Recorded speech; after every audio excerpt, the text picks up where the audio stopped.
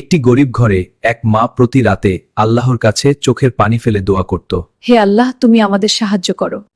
তার ছোট ছেলে ছিল, কিন্তু সংসারে ছিল না একবেলা খাবারও কুর্নায়। মা নিজের না খেয়ে ছেলেকে খাওয়াতো আর চুপচাপ কাঁদত।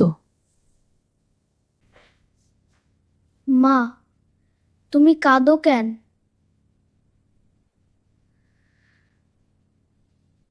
আমি আল্লাহর কাছে তো তোমার সুন্দর ভবিষ্যৎ চাই।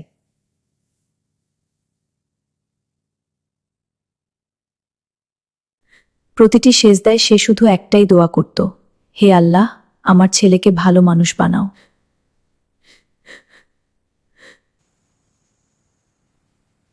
সময় চলে গেল, ছেলেটি বড় হয়ে গেল। একদিন সে সফল মানুষ হলো আর মায়ের পাশে এসে বসল।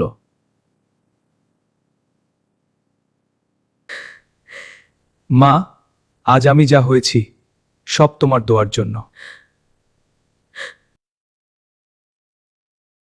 শিক্ষা: মায়ের দোয়া কখনো বিফল হয় না, আল্লাহ অবশ্যই তা কবুল করেন।